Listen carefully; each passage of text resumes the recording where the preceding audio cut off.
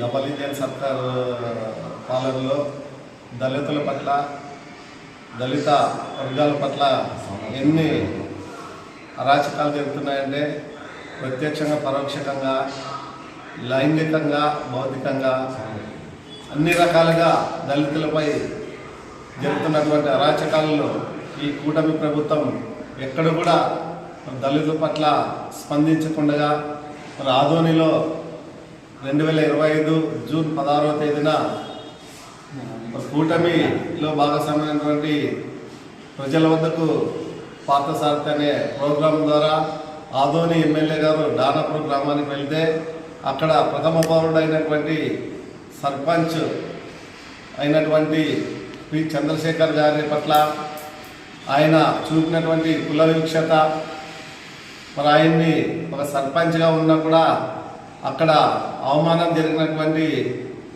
పూర్తి దృశ్యాన్ని మనం సోషల్ మీడియాలో కానీ ప్రింట్ మీడియాలో కానీ రావడం జరిగింది.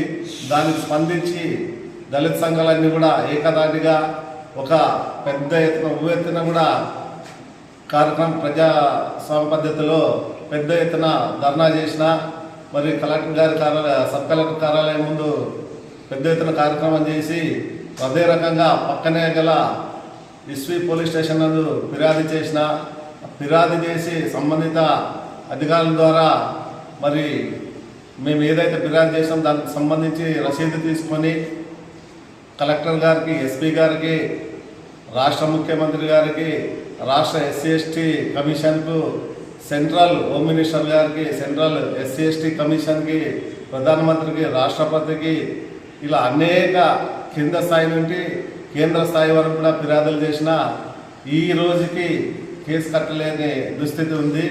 మరి అధికారంలో ఉన్న వాళ్ళు ఏది చేసినా చెల్లుతుందనే దానికి ఇదొక ఉదాహరణ. మరి ఈ మధ్యకాలంలోనే చాలా చోట్ల చూసినాం, చాలా సందర్భాలు చూసినాం మీడియాలో. మరి దళితుల పట్ల రాజకీయ ప్రలోభంలో ఉంటూ మరి వాళ్ళు రాజకీయ పబ్బం కట్టుకోవడానికి మరి దళితులనే వాడుకొని మనం రీసెంట్గానే ఆలూరులో చూసాము. మరి అఘామార్గుల మీద ఒక ప్రతిపక్ష ఎమ్మెల్యే మీద కూడా కేసు కట్టడం జరిగింది.